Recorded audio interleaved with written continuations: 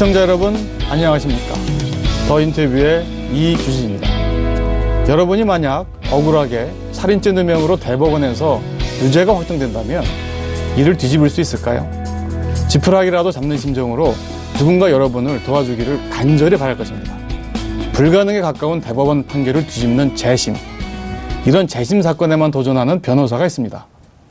이 사람은 남도의 한 작은 섬에서 태어나 고등학교와 대학교를 중퇴한 형편없는 젊은 친구였습니다. 이 고졸학력의 젊은이는 어떻게 등용문이라는 사법시험을 패스한 뒤 왜 돈도 안 되는 재심 변호사가 된 것일까요?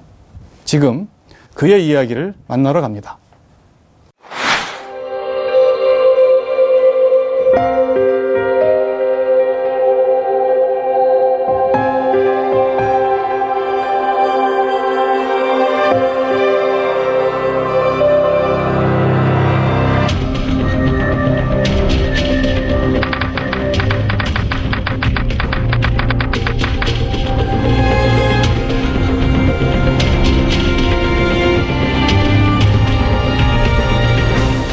이미 법원의 판단이 끝난 사건을 뒤집는 재심.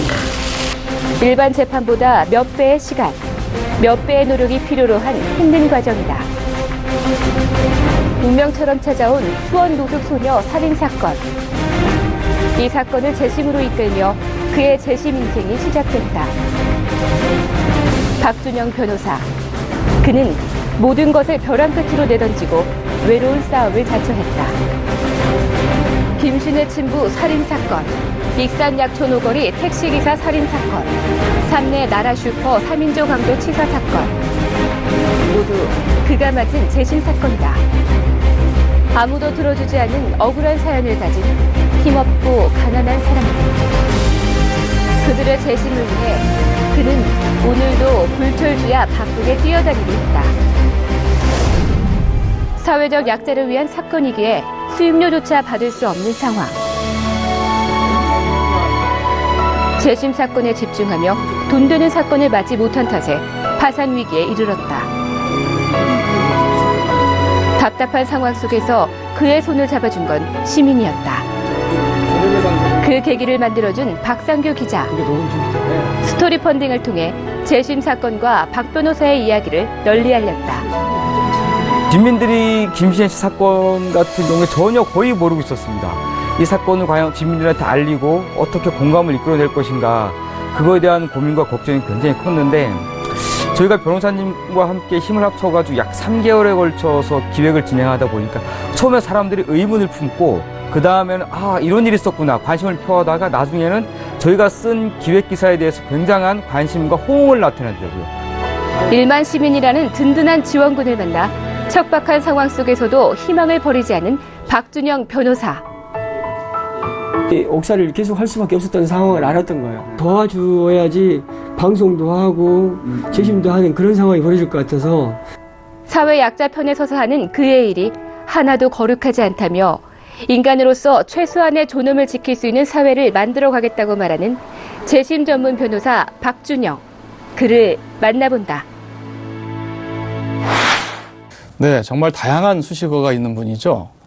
고졸 변호사, 시민 변호사, 또 최근에는 파산 변호사, 본인은 동네 변호사로 불리고 싶어 하시는데요. 재심 전문 변호사 박준영 변호사 모셨습니다. 변호사님, 감사합니다. 안녕하세요. 박준영 변호사입니다. 반갑습니다. 반갑습니다. 그 시사 프로그램에서 자주 뵀었는데 이렇게 직접 뵙게 되니까 정말 반갑습니다. 예, 저 영광입니다. 자기소개 좀 부탁드릴게요. 전 수원에서 개업 변호사로 일하고 있습니다.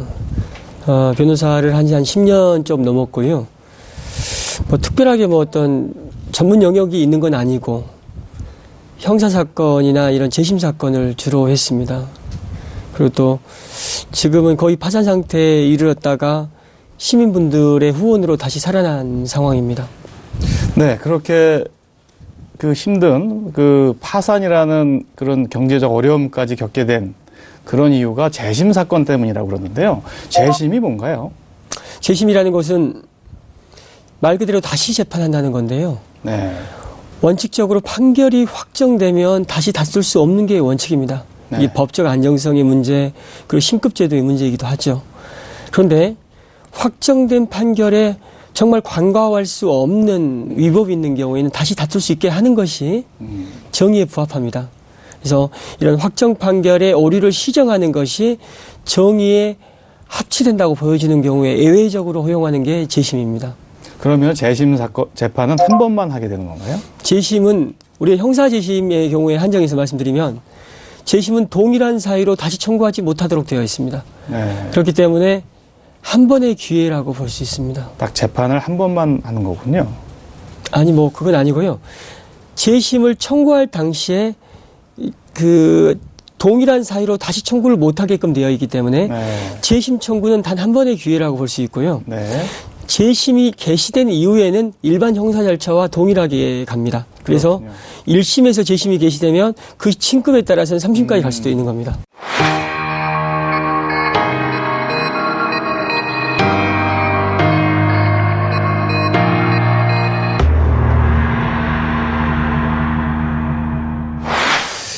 지금 대표적인 그런 그 우리 박 변호사께서 맡고 계신 재심 사건 예. 그런 것 어떤 게 있습니까? 제가 재심 개시 결정을 이끈 사례는 그 수원 노숙소녀 사건이 있고요. 익산 택시기사 살인 사건, 3대 나라수퍼 강도치사 사건, 또 무기수 김신혜 씨 친부살해 사건이 있습니다. 박 변호사께서 처음 그 재심 사건을 하신 게 수원 노숙소녀 살인 사건이에요. 예, 맞습니다. 그게 재심 사건을 시작하게 된 계기가 되기도 한 건데요. 예, 맞습니다. 어떤 사건이었나요? 2007년 5월 14일입니다. 지금으로부터 10년 가까이 지났는데요. 수원에 있는 한 고등학교에 15살의 어린아이의 시신이 발견됩니다. 네. 그 시신과 관련해서 7명의 노숙인과 가출 청소년이 그 아이를 죽였다는 이유로 억울한 옥살이를 한 사건입니다. 네. 그게 결국 무죄 판결을 받으셨죠? 예, 아이들 같은 경우 2010년에 무죄 판결이 확정이 됐고, 이미 형이 확정됐던 사람들 두 사람의 노숙인들은 재심을 통해서 2013년에 최종 무죄 판결을 받았습니다. 지금 이제 이 수원 노숙소녀 살인 사건 외에 나머지 3개 사건도 이렇게 그 누명을 썼다라고 하는 분명한 증거들을 확보하고 계신 거군요. 꼭 그렇지만은 않습니다. 네.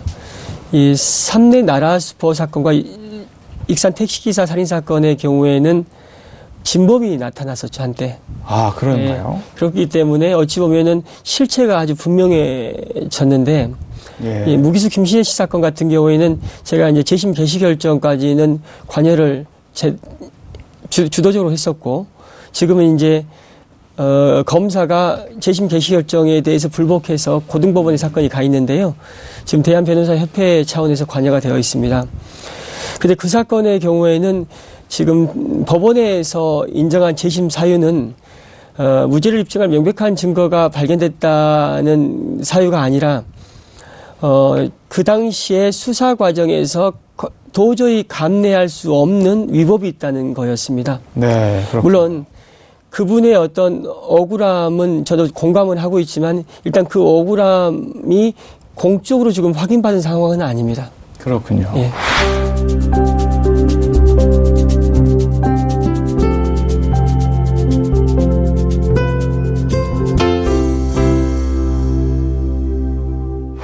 돈 안 되는 사건, 재심 사건을 하시는 박 변호사. 과연 어떤 성장 배경을 갖고 있을까요? 박 변호사. 예. 그 고향이 어디신가요? 전라남도 완도 노화도입니다. 노화도라면 사람들이 잘 모르는데요. 아주 시골이죠. 보길도라는 섬 아십니까? 아, 그렇죠. 예. 보길도와 다리로 연결되어 있는 섬입니다. 완도군에 속해 있나요? 예, 완도군에 있는 여러 섬 중에 하나입니다. 그 어렸을 때 얘기 좀 해주시죠. 제가 노화에서 정확하게 얘기하면 제가 태어난 곳은 목포라고 들었습니다. 그런데 아버지가 사업 망해가지고 저와 우리 가족 저 데리고 시골로 내려왔죠. 그 아버지 어머니 고향이 지금 노화도거든요.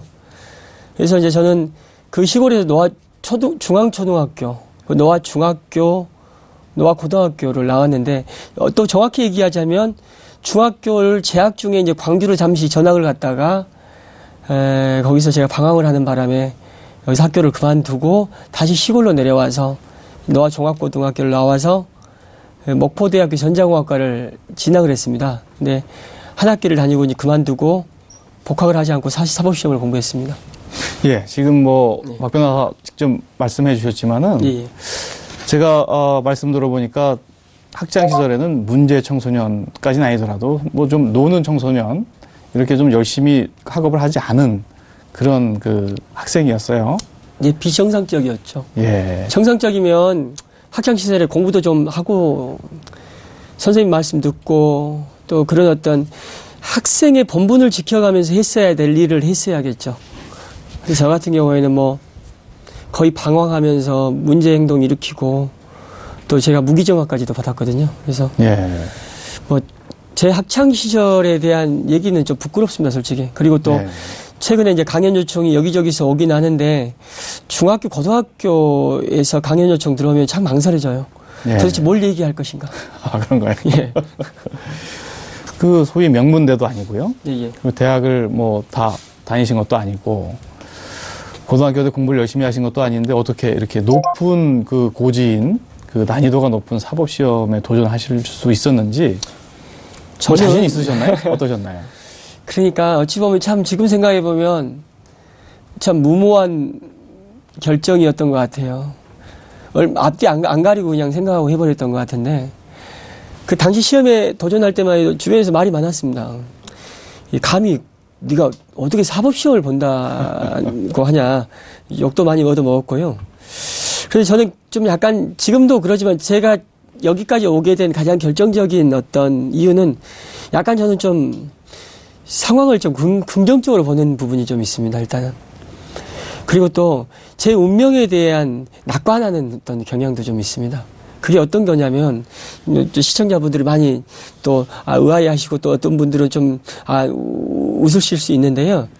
저는 우리 어머니께서, 돌아가신 어머니께서 태몽을 자주 말씀하셨습니다, 어렸을 때. 아, 태몽이요? 예, 태몽이 기차가 0이 돼서 하늘로 올라갔다고 합니다. 그래서 그 태몽을 자주 얘기하시고 가끔씩 이제 섬에 살다 보니까 이런 점쟁이들이 가끔씩 저기 섬에 들어와서 어디 여인숙이 자고 있다면 동네 사람들 가서 이제 점도 보고 오는데 갔다 오면 항상 하시는 말씀이 너는 잘 되면 진짜 잘 되는데 잘못되면 사기꾼 된다더라고 그렇게 네. 얘기하시고 그래서 그런 얘기를 듣다 보면 그리고 또 이제 제가 이 손목에 나와 있는 핏줄의 모양이 말발굽이거든요. 예. 이런 얘기를 어머니께서 굉장히 많이 하시면서 뭐라 해야 될까 본인들이 굉장히 열악한 상황에서 힘들게 사는 상황에서 자식에 대한 기대를 걸 때 항상 저한테 이런 긍정적인 메시지를 심어줬습니다. 부모님께서 강한 자신감을 항상 불어넣으셨군요. 강한 자신감이라기보다는 저의 앞으로의 운명에 대한 긍정적인 어떤 막연한 미신 같은 것일 수 예. 있지만 저는 그걸 믿었죠. 이제 그거를 자기 실현적 그런 예언이다. 나는 잘 될 거야. 이렇게 얘기하는 걸 예. 이제 그렇게 얘기하는데요. 저는 막연하지만 저는 기차가 0이 돼서 하늘로 갔다는데 지금은 아무것도 아니지만 언젠간 저도 국꿈 태몽처럼 뭔가 실현될 날이 있지 않을까. 그 당시로 보면 아주 박 변호사 무모한 도전을 감히 공부도 안 했던 이런 종합고등학교 출신이 예. 어떻게 대학도 안 나오고 사법시험을 도전하느냐 라고 했지만 예. 그 당시에는 이제 강한 그런 긍정의 힘으로 이렇게 예. 그 공부를 하셨는데 그것하고 무모하게 보이는 재심 사건을 맡아서 이 정의를 세우려고 하는 것도 일맥상통하는 것 같아요. 먼저 방송이니까 또 한 말씀만 좀 드리고 싶은 게 우리 부모님들이 어떤 경제적으로 뭔가 이렇게 많이 해주고 또 본인들이 배워가지고 자식들을 가르치는데 큰 도움이 됐던 건 아니에요. 그런데 방금 말씀드린 바와 같이 긍정적인 어떤 희망은 많이 줬어요. 네. 그러니까 자식한테는 잘한다. 그리고 너 잘 될 수 있어. 그런 어떤 메시지를 주는 게 맞지. 야, 저 못나니, 못됐다. 너가 어찌 그런 거 할 수 있어? 그런 어떤 이 규정지음은 오히려 자식들이 용기를 잃게 되는 걸 만듭니다. 방금 말씀드린 부분에 대해서 답을 드리자면 재심이라는 것 자체가 확정 판결을 뒤집는 거기 때문에 수많은 분들, 법조인들조차도 굉장히 비관적으로 바라보고 또 제가 하는 일에 대해서 초반에는 회의적인 분들이 많았었습니다. 근데 제가 이렇게 계속 하게 되는 이유는 뭐냐면 저는 옳지 않은 것은 바로 잡힌다는 또 그런 어떤 제 개인적인 어떤 신앙이라면 신앙이고 이 사회에 대한 제가 갖고 있는 인식이라는 게 있습니다. 네. 물론 시간이 걸리겠지만. 그래서 저는 또 어떤 상황을 또 운명적으로 받아들이냐면 이런 사건이 저에게 맡겨진 것도 또 운명적인 상황으로 저는 생각하고 또 그게 또 해결될 것이 또 운명적인 사건이라고 저는 있을 거라고 저는 생각하는 거죠.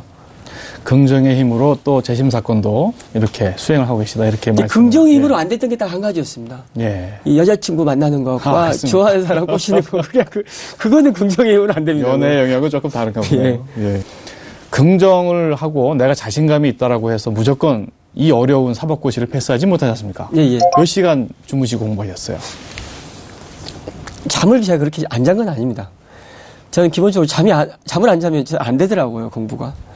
저는 잠을 잘 때건 자고 했는데, 최대한, 시간을 잘 활용하려고 했었습니다. 그래서 이렇게 누군가를 만나는 시간도 거의 없었고요. 그리고 또, 헛생각하는 시간도 일부러 안 가지려고 했고, 일례로 이제 밤에 잠을 잘 때, 그냥 누워서 이제 오늘 있었던 일도 생각해 보는 것도 좀 의미 있는 시간일 수는 있겠지만, 저는 공부할 때, 그 잠을 자기 전에 항상 옆에다가 이제 카세트를 틀어놓고 강의 테이프를 계속 들으면서 이제 마지막 졸릴 때 딱 끊고 그리고 또 이렇게 밥을 먹을 때도 여러 사람들하고 같이 먹으면 얘기하다 보면 이제 시간 금방 가거든요. 그래서 굉장히 바쁘고 뭔가를 해야 될 때는 그 큰 대접에다가 이제 제가 밥하고 이제 반찬 같은 걸 담아서 이제 방에 와서 비벼 먹으면서 그냥 책 보거나 테이프 듣거나 그랬습니다.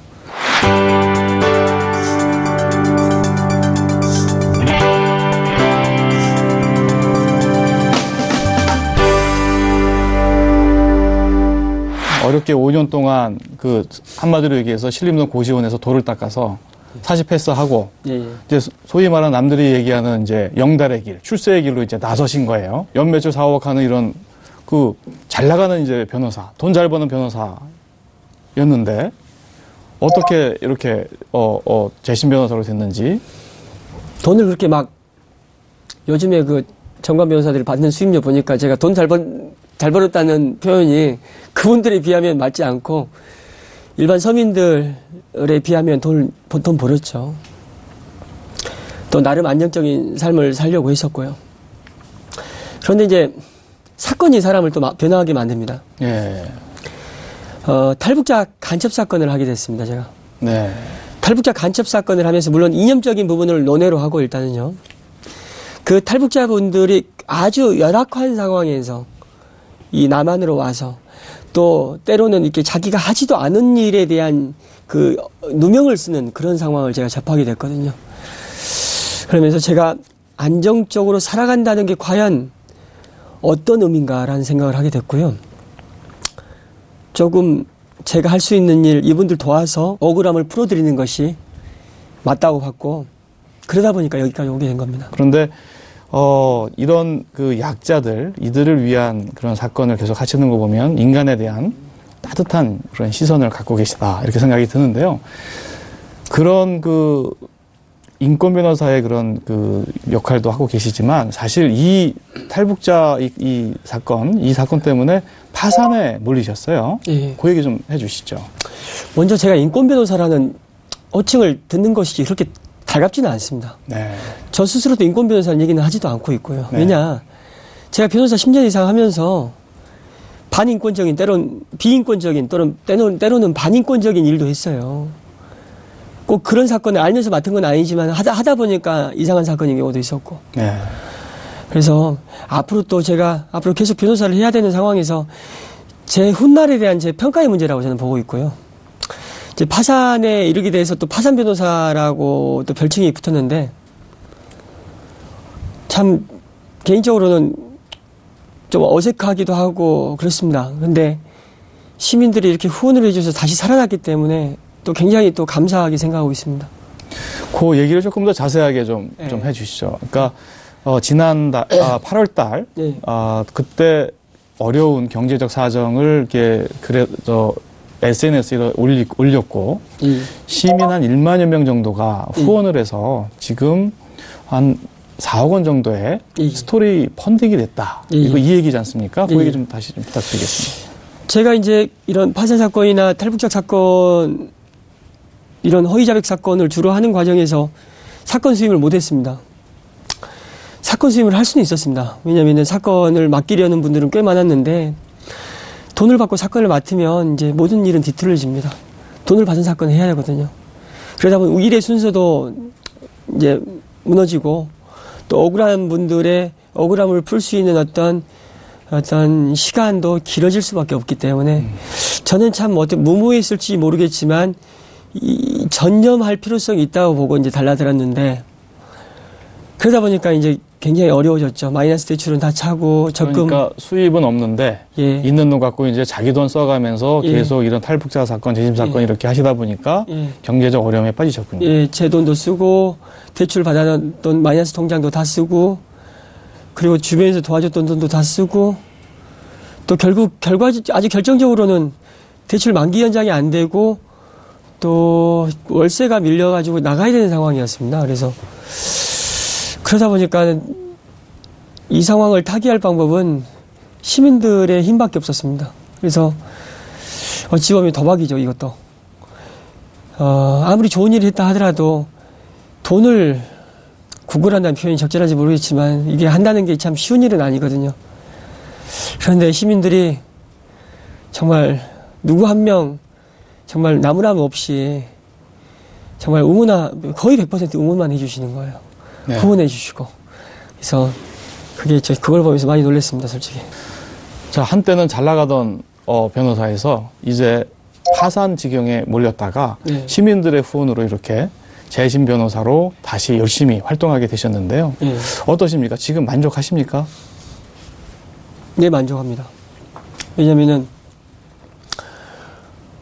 제가 하고 싶은 일을 하고 있고 또 하고 싶은 일을 하는 과정에서 경제적으로 어려움을 겪었는데 또 시민들의 힘과 응원으로 또 그걸 또 해결했고 또 그게 제가 경제적인 문제를 해결한 데를 넘어서서 앞으로 제가 하고 싶은 일을 계속할 수 있는 기반도 만들어지는 것 같습니다.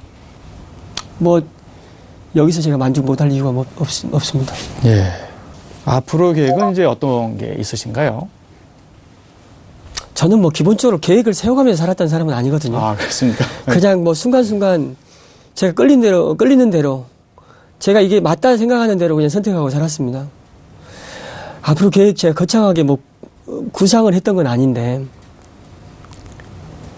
사람은 살아온 대로 살아갑니다. 그리고 또 지금 지금 살아가고 있는 삶이 또 앞으로 삶을 얘기하는 거고요. 저는 지금 현재 재심 관련된 일을 하고 있기 때문에 앞으로 또 그런 일을 할 리라 저는 보고 있습니다. 그리고 또 시민들이 저를 도와주셨는데 저는 그 기대를 저버릴 수가 없죠. 그렇죠. 앞으로 한동안은 이런 억울한 사회적 약자들의 사법피해 사건을 해결하기 위한 어떤 노력을 하는데 제 시간을 쓰지 않을까 생각하고 있습니다. 네, 오늘 좋은 말씀 감사합니다. 예. 말씀 잘 들었습니다. 시청자 여러분, 어떻게 보셨습니까?